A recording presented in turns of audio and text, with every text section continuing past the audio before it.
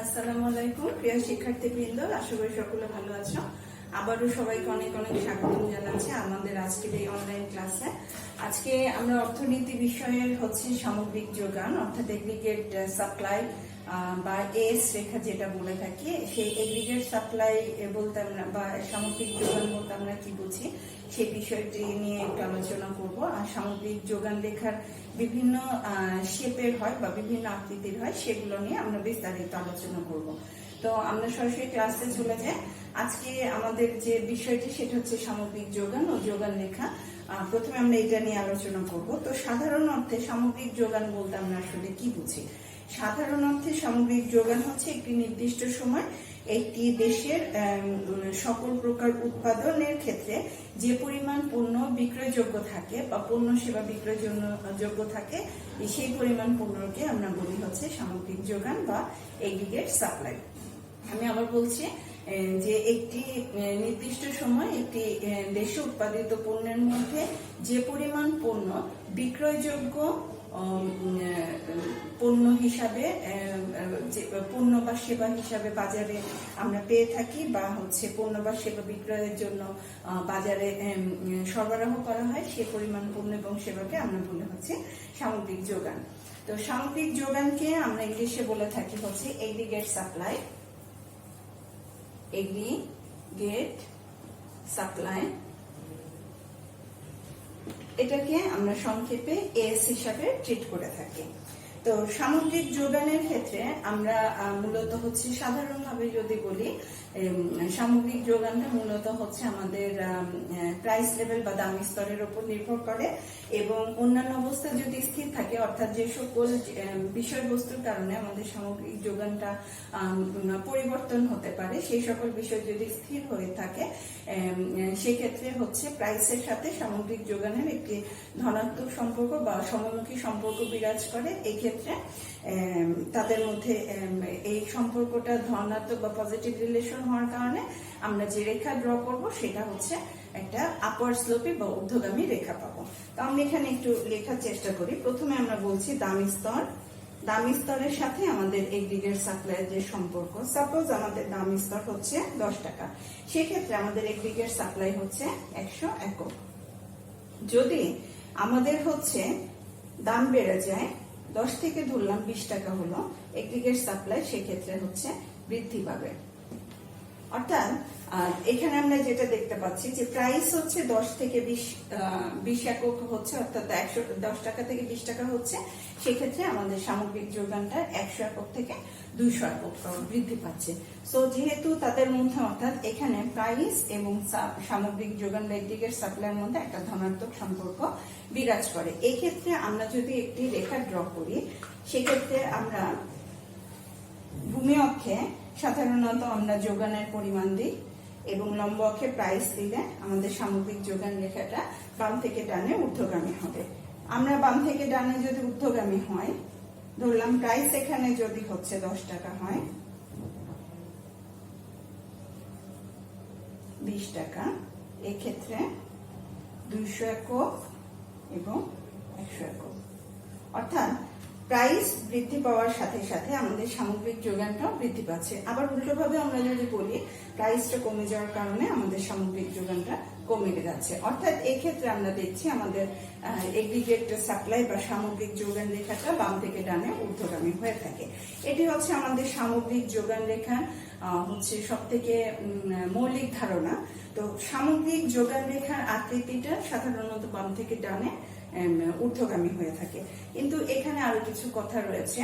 Classical এবং কেনশিয়ান অর্থনীতিবিদদের মধ্যে সামগ্রিক যোগান রেখার কিন্তু একটা ডিফারেন্ট শেপ রয়েছে। আমরা আস্তে আস্তে সেই জিনিসগুলো একটু দেখি।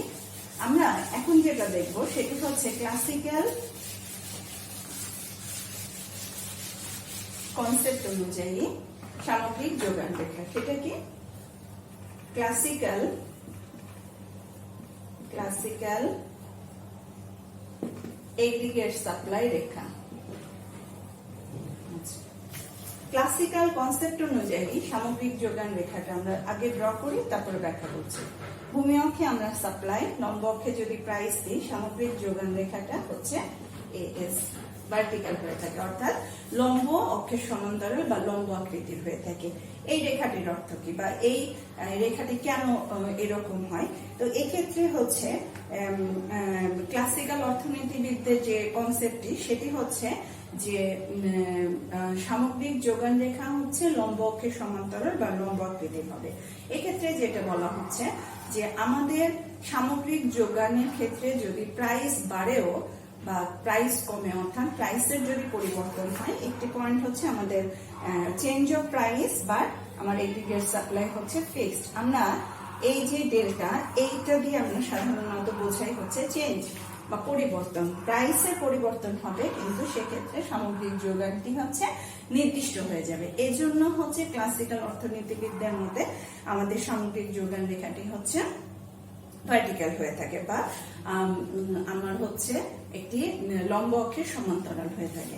আরেকটি কনসেপ্ট যেটা বলে সেটা হচ্ছে শ্রম বাজারে, লেবার মার্কেটে, অর্থাৎ ক্লাসিক্যাল কনসেপ্টের তাদের মতে যে রেখাটি এরকম হয় কেন, কারণ সামগ্রিক যোগানটি ভার্টিক্যাল হয় বা লম্ব অক্ষের সমান্তরাল হয়, কারণ তখন শ্রম বাজারে পূর্ণ নিয়োগ অবস্থা, পূর্ণ নিয়োগ বিরাজ করে। আমি আবার বলছি, আমরা প্রথমে যেটি বললাম যে আমাদের হচ্ছে যে কনসেপ্ট গুলোর উপর বেস করে তারা সামগ্রিক যোগান রেখাটি এভাবে ভার্টিক্যাল বা লম্ব অক্ষের সমান্তরাল বলছে, সেটি হচ্ছে আমার প্রাইসের পরিবর্তন হয় কিন্তু তার সাপেক্ষে সামগ্রিক যোগান পরিবর্তন হয় না। সেই ক্ষেত্রে সামগ্রিক যোগানটা যেহেতু স্থির থাকে তাই রেখাটা ভার্টিক্যাল হয়। এখানে আমরা যদি ছবির মাধ্যমে একটু বিস্তারিত বলি, সাপোজ আমার প্রাইস হচ্ছে P1, তখন হচ্ছে আমার যোগান হচ্ছে Y1, প্রাইস বেড়ে গেল P2, সেক্ষেত্রে আমার যোগান পরিবর্তন হওয়ার কথা ছিল, কিন্তু এক্ষেত্রে যোগানের কোনো পরিবর্তন হয়নি, অর্থাৎ এখানে প্রাইসের একটা পরিবর্তন রয়েছে বা এগ্রিগেট সাপ্লাই হচ্ছে ফিক্সড। এই জন্য আমার সামগ্রিক যোগান রেখাটা হচ্ছে লম্ব অক্ষের সমান্তরাল হয়ে থাকে। আর আরেকটি কথা বলা হচ্ছে যে ক্লাসিক্যাল অর্থনীতিবিদরা যেটা কনসেপ্টের উপর বেস করে সামগ্রিক যোগানের কথা বলছে যে যেহেতু আমাদের সম্পদের পরিমাণ সীমিত, শ্রমবাজারে সাধারণত পূর্ণ নিয়োগ অবস্থায় আমাদের সামগ্রিক যোগান রেখাটা হচ্ছে এভাবে স্থির থাকে, অর্থাৎ এখানে হচ্ছে আর কোনো নিয়োগ এই অর্থনীতির মধ্যে বিরাজ করা সম্ভব না। তো এই অনুসারে ক্লাসিক্যাল অর্থনীতিবিদদের কনসেপ্ট অনুসারে সামগ্রিক যোগান রেখাটা আমার হচ্ছে লম্ব অক্ষের সমান্তরাল হয়ে থাকে। এরপরে আমরা যেটি ব্যাখ্যা করার চেষ্টা করব সেটি হচ্ছে কেইনসের এগ্রিগেট সাপ্লাই। অর্থনীতিবিদ কেইনসের নাম আমরা সবাই জানি, কেইনশিয়ান এগ্রিগেট সাপ্লাই কার্ভ। এখানে আরেকটি জিনিস ইন্টারেস্টিং ব্যাপার যে কেইনশিয়ান এগ্রিগেট সাপ্লাই কার্ভের ক্ষেত্রে যেটি বলা হয়েছে, আমরা ছবিটা দেখলে বুঝতে পারবো, ভূমি অক্ষে আমরা হচ্ছে এগ্রিগেট সাপ্লাই, লম্ব অক্ষে যদি প্রাইস দিই, কেইনশিয়ান এগ্রিগেট সাপ্লাই কার্ভটি হচ্ছে এরকম হরিজন্টাল এক্সিসের প্যারালাল, অর্থাৎ ভূমি অক্ষের সমান্তরাল বা আনুভূমিক একটি রেখা। এই ক্ষেত্রে তাদের যে ব্যাখ্যাটি সেটি হচ্ছে এখানে হচ্ছে প্রাইস স্থির থাকে, প্রাইস লেভেলটা স্থির থাকে, আর সেখানে চেঞ্জ হয় হচ্ছে এগ্রিগেট সাপ্লাই, অর্থাৎ আমাদের যে ক্লাসিক্যাল কনসেপ্টটা ছিল সেটা ঠিক উল্টো জিনিসটা এখানে বলা হচ্ছে। এখানে দেখো, আমরা যদি প্রাইস P1 লেভেলে আউটপুট যদি Y1 হয়, আউটপুট যদি বেড়ে যায়, সাপোজ Y1 থেকে Y2, বাট প্রাইস হচ্ছে আগের জায়গাতে আছে, অর্থাৎ P1 P2 হচ্ছে পরস্পর সমান, অর্থাৎ এখানে হচ্ছে প্রাইস ফিক্সড এবং সাপ্লাই হচ্ছে পরিবর্তন হচ্ছে। এইরকম একটা সিচুয়েশন আমার হচ্ছে কেইনস বলেছে যে প্রাইস স্থির থাকে কিন্তু যোগান হচ্ছে বৃদ্ধি পায় বা হ্রাস পায়, অর্থাৎ যোগানের হচ্ছে পরিবর্তন আছে কিন্তু প্রাইসের কোনো পরিবর্তন না থাকার কারণে আমার যোগান রেখাটা হচ্ছে লম্ব অক্ষের সমান্তরাল। তো এই ছিল হচ্ছে আমাদের এগ্রিগেট সাপ্লাই বা সামগ্রিক যোগান রেখার আকৃতি এবং তার সংজ্ঞা। তো আমরা এখানে তিন ধরনের সামগ্রিক যোগান রেখার হচ্ছে আকৃতি দেখলাম। একটি হচ্ছে সাধারণত আমরা সামগ্রিক যোগান যেভাবে দেখি, মানে আপওয়ার্ড স্লোপে, পরবর্তীতে দেখলাম ক্লাসিক্যাল এবং হচ্ছে ক্লাসিক্যাল এগ্রিগেট সাপ্লাই কার্ভ, তারপরে এখানে আমরা দেখতে পাচ্ছি হচ্ছে কেইনশিয়ান এগ্রিগেট সাপ্লাই কার্ভ। এখন এই এগ্রিগেট সাপ্লাই কার্ভটি আসলে মূলত কিরকম হবে এইটার উপর ডিপেন্ড করে আমাদের হচ্ছে আমরা যেটা বলি যে এগ্রিগেট সাপ্লাই বিভিন্ন পর্যায় নিয়ে আলোচনা করব এখন। সেটি হচ্ছে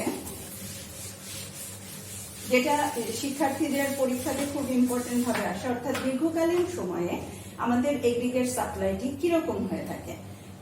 তো সেটি হচ্ছে এগ্রিগেট সাপ্লাই এর বিভিন্ন পর্যায়, সেটি আমরা কি বলছি, বিভিন্ন পর্যায়গুলো আমরা বলছি। এখানে 3টি পর্যায়ের কথা উল্লেখ করা হয়েছে। একটা হচ্ছে কেনশিয়ান রেঞ্জ, 2 নাম্বার হচ্ছে ইন্টারমিডিয়েট রেঞ্জ,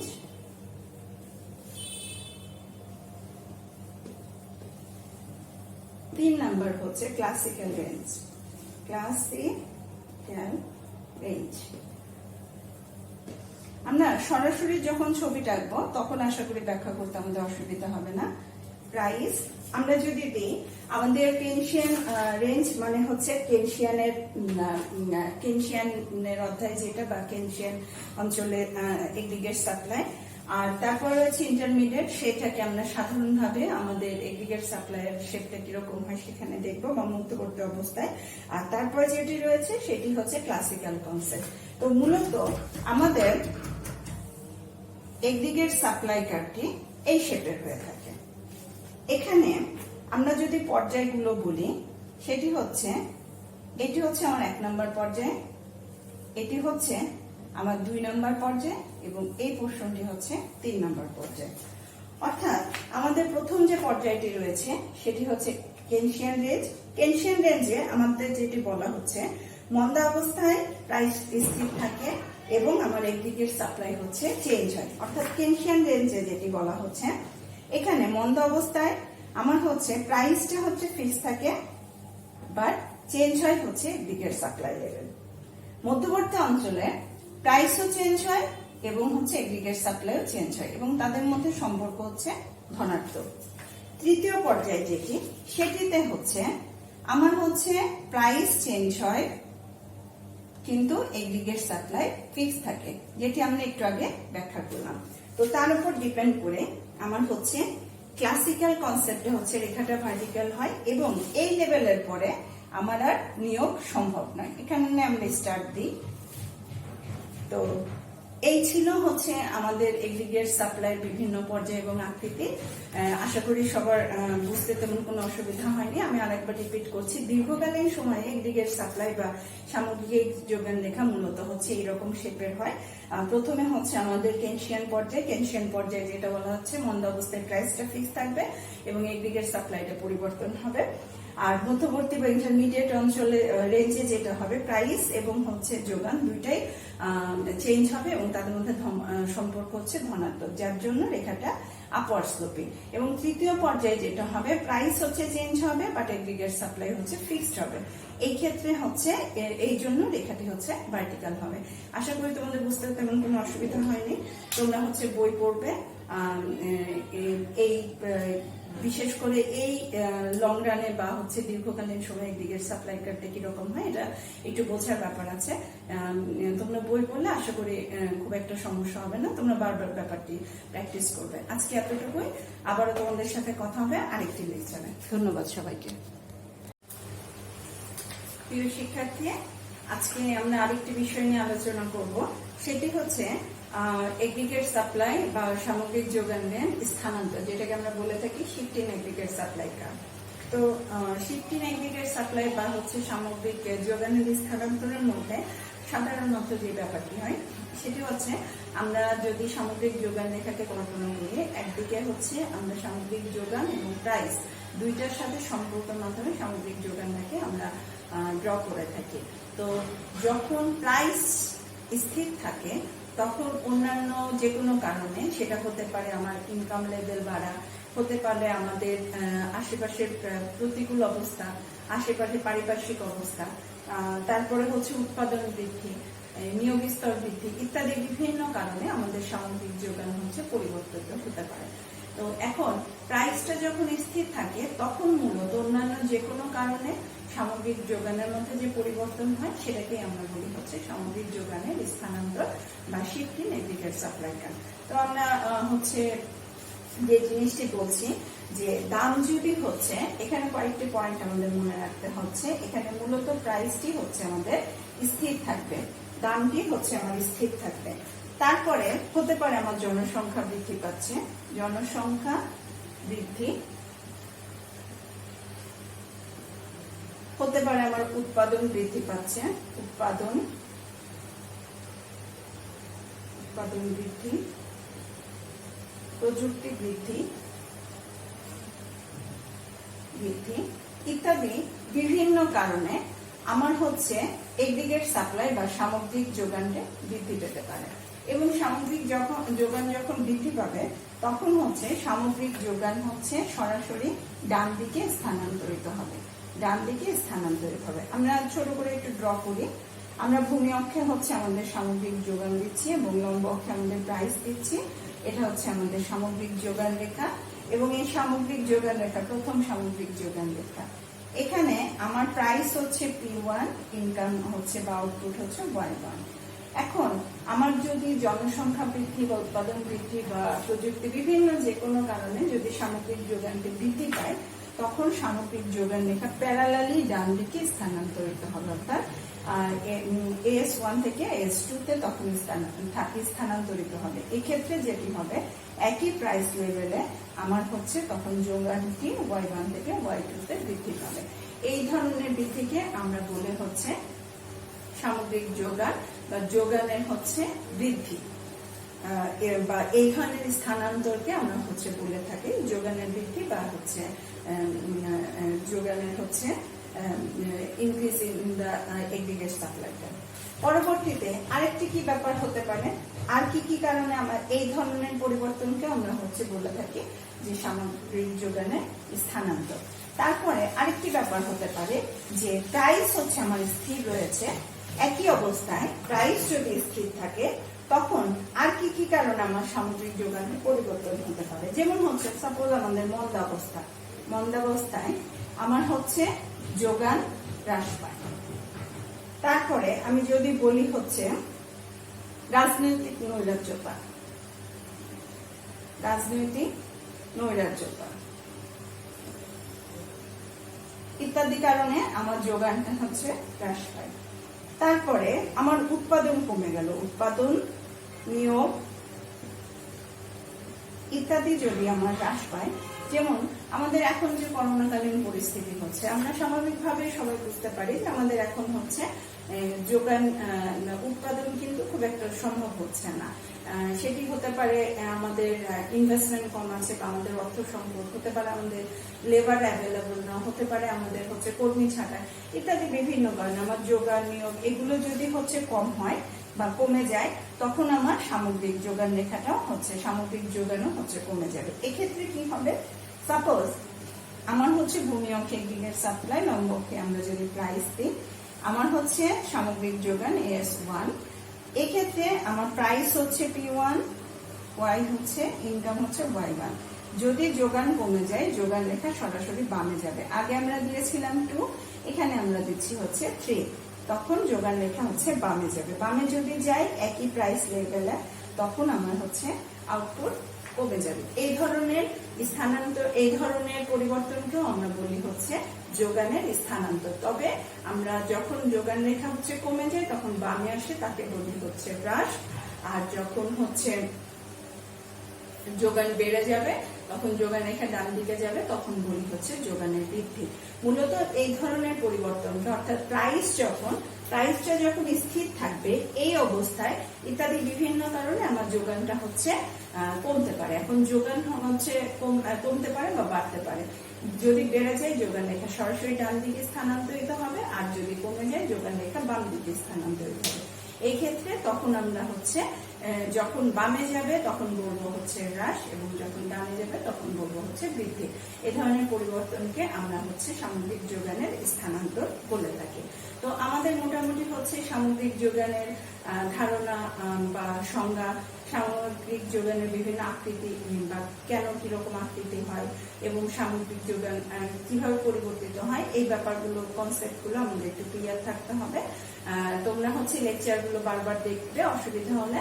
আর হচ্ছে অবশ্যই তোমরা বই পড়বে, আশা করি তেমন কোনো সমস্যা হবে না। আবারও তোমাদেরকে অনেক অনেক ধন্যবাদ জানাচ্ছি। আবার তোমাদের সাথে আমার দেখা হবে আরো অন্য কোনো ক্লাসে। সবাইকে আবারও ধন্যবাদ। আল্লাহ হাফেজ।